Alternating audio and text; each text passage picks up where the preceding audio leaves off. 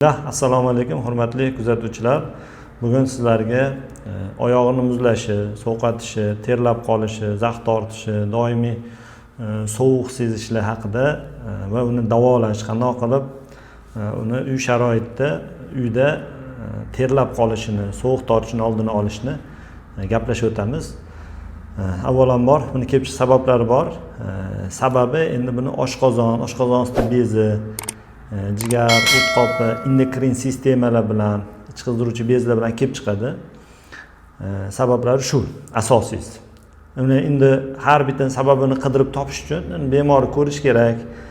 Analizdan tashqari o'sha pulsovoy diagnostika orqali har bir a'zoni qanaqa ishlayotganini tekshirib ko'rib turib, o'sha a'zoni keyin kuchaytirish mumkin. Lekin umumiy tavsiya berishga harakat qilamiz. Uy sharoitida o'zingiz qilishingiz mumkin bo'lgan chayni soda yordamida, chayni sodagi achchiq tosh mana. Bu ham o'sha bozorlarda sotadi achchiq tosh hamda gartitsa yoki garimdorini maydasi. Odam nimani topsa o'shanni qo'llasa yaxshiroq bo'ladi. Shuning uchun bir nechtasini keltiryapmiz. Chayni sodadan bir osh qoshiq, achchiq toshdan kichik choy qoshiqda garimdordan ham kichik choy qoshiqda qo'shib, teng barobarini qo'shib, mana xuddi tuz idishiga o'xshagan idishga solib qo'yiladi. Buni maydalasa bo'ladi, oddiy lattan orasiga olib maydalasa bo'ladi. Endi garimdori yoki garchitsa, mana garchitsani bu endi yeydigani, mana oyog'i yuvib oldik, yuvgandan keyin tuz idishga solib olgandan keyin oddiy anaqaga solsak ham bo'laveradi. Spirt idishlariga faqat teshib olamiz pichoq uchi bu. Sepib qo'yamiz nam holatda mana. Endi buni ishqab qo'yamiz. Ishqab yedirib qo'ysak, bu joyda oyoq tagida qancha nuqtalar bor, aktiv nuqtalar qizishni boshlaydi. To'piqlarga ham surkaymiz. Va albatta paypog'i ham sal qalinroqni kiyaverasiz, chunki zax tortadigan odam birpas zax tortib qoladi. Shunaqa qilib turasizda biroz. Oyog'i yuvgandan keyin doim qilib qo'ysangiz yaxshi bo'ladi. Jiq quruqshab ketsa keyin to'xtatasiz. Chunki terini ham qurib olmasin. Garimdori, garchitsa, chayni soda, achchiq tosh bular yaxshi. Inshaalloh yaxshi foyda qiladi. Ustab qo'yasiz, bo'ldi, shu bilan paypog'ingizni kiyasiz. Bundan ham oshqozonchaga yaxshi odam ovqatiga solib yeb tursin. Chunki qizdiruvchi xususiyati bor. Yoki murch solib yesin, ovqatini sovuqni ketkizish uchun. Chunki ular sovuqni qo'lni ushlasa ham qo'llar sovuq yegan, oyoqlar doim muzlagan bo'ladi, ko'pincha qoni kam bo'ladi.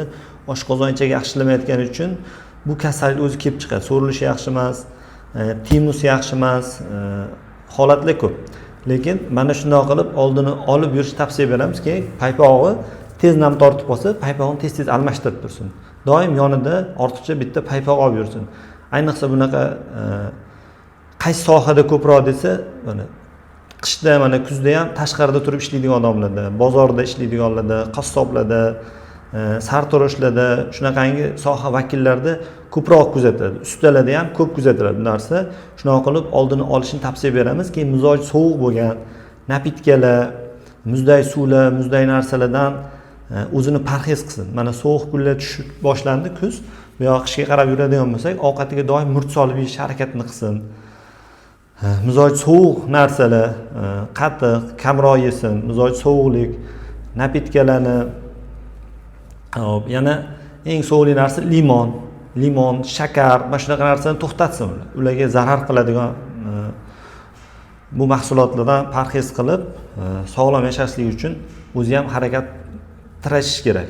Biz endi buni nima qilamiz? Bunga yechim berish uchun desa, kelgan bemor avvalo pulsovoy diagnostika orqali ko'rgandan keyin qaysi a'zo yaxshilamayotganimiz, o'sha a'zosiga e'tibor qaratib turib, o'sha a'zolarni ham qo'shib muolaja qilishga kirishamiz. Masalan, oshqozon osti bezi, oshqozon ichagi yaxshi ishlamasdan, ichi ham qotish bo'lsa, mana progastro dorimiz bor. Bu chakanda yog'iga propolis giyohlarni qo'shib tayyorlangan, oshqozon ichagi ishlashini yaxshilaydi, mizoji qizdiradi, ich yurishini yaxshilaydi. Xuddi shuni asalligi bor. Bu ichi o'zi tezroq yuradigan, ichi suyuq yuradiganligiga beramiz. Bu ichi normaga olib kelib, oshqozon ichagi ishlatadi, mizoji qizdiradi. Keyin Orvitip dorimiz bor. Misol uchun Orvitip dorimizni beramiz. Bu revmatizm, mana shu sovuqchanlik, mizoj sovib ketganligi bilan murakkab tarkib. Murakkab kasallikka murakkab tarkib bo'ladi. Endi qayerda yaxshilamayotgan o'sha a'zoni yaxshilatish kerak. Ichagida masalan ko'p antibiotik ichib, noto'g'ri davolanish oqibatida ichagidagi kerakli mikrofloralar o'lib ketgan bo'lsa, kerakli bakteriyalar o'lib ketgan bo'lsa, biz ularga probiotiklar ham beramiz kerak bo'lsa. Nimaga? Ichagida bizga kerak bo'lgan himoyani yaxshi qilish uchun kerakli bakteriyalarni rivojlantirishimiz kerak, ko'paytirishimiz kerak. O'tqop yaxshilamasa, o'tqopni toshini eritishga harakat qilamiz. Bosh miya bilan hamkorlikda bo'lsa, nerv sistemalari yaxshi bo'lsa, ularni yaxshi qilish uchun nerv life'lar beramiz. Har bitta odamni ko'rgandan keyin Aliga to'g'ri kelgan, G'aniga to'g'ri kelmaydi. Hasanga to'g'ri kelgan, Husanga to'g'ri kelmaydi. Shunga o'xshab har bitta odamni o'ziga alohida yondashuv kerak. Kasallik bitta bo'lishi mumkin, lekin hamma odamda har xil sababdan kelib chiqadi. Keyin parhezlarni tushuntirish kerak.